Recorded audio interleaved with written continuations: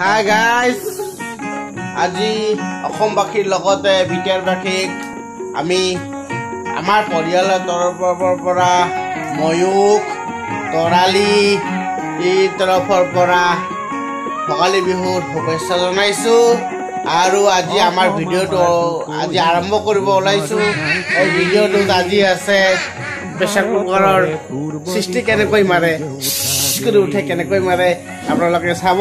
এইটো মই আপোনাক লাইভ দেখাই আছো, চাওক এই ভিডিঅ'টো। এইটো চাব,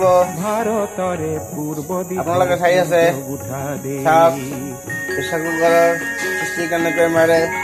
আপোনালোকে লাইভ ভিজুৱেল চাই আছে।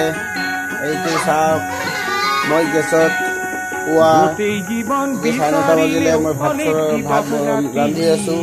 ভাত ৰান্ধি থকা অৱস্থাত আপোনালোকক লাইভ দেখাই আছো প্ৰেছাৰ কুকাৰৰ সৃষ্টি কেনেকৈ মাৰে। এইটো চাওক, অকণমান অলপমান ৰ'ব লাগিব, ভিডিঅ'টো দেখাই আছো।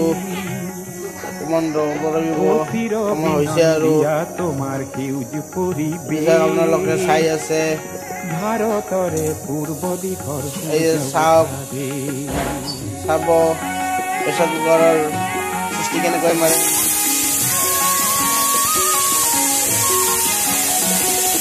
বহাগতে আমাৰে আই মহুৰা হৈ ঘূৰে, বহাগতে আমাৰে আই মহুৰা হৈ ঘূৰে। এইটো লাইভ ভিজুৱেল। মাঘত মই পুৱা 9:30 বজাত ভাত বনাই আছিলো। ভাতৰ লগতে আলু পিটিকা আৰু ভাত। ঘৰত নিশাই তৰাৰে সজাই আইৰে আৰু এবাৰ মাৰিব চাব। ও ভাৰতৰে পূৰ্ব দিশৰ সূৰ্য উঠা দে। সিদ্ধ চাউল হলে দুবাৰকৈ সৃষ্টি মাৰিব, তেতিয়াহ'লে ভাতটো ভাল হয়। চাওক, আপোনালোকে চাওক। পাহাৰ ভৈয়াম একে কৰা ৰামধনুৰে দৰে, চাওক আৰু এবাৰ মাৰিব। তোমাৰ ভাষাৰ মৰম বোৰে মিলন সেতু গঢ়ে। আৰু সময় হ'ল আৰু লোহিতৰে বহল পাৰক কণিপাত কৰো, লোহিতৰে বহল পাৰক কণিপাত কৰো।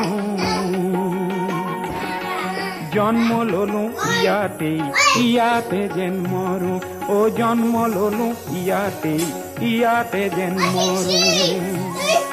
পাম ক'ত এনে মধুৰ ৰূপৰ সমাপি, ভাৰতৰে পূৰ্ব দিশৰ সূৰ্য উঠা দে। অসমী আইৰো কহি গুণৰো নাইছে, অলপমান পিছত আপোনালোকে বাট চাব লাগিব। Thank U.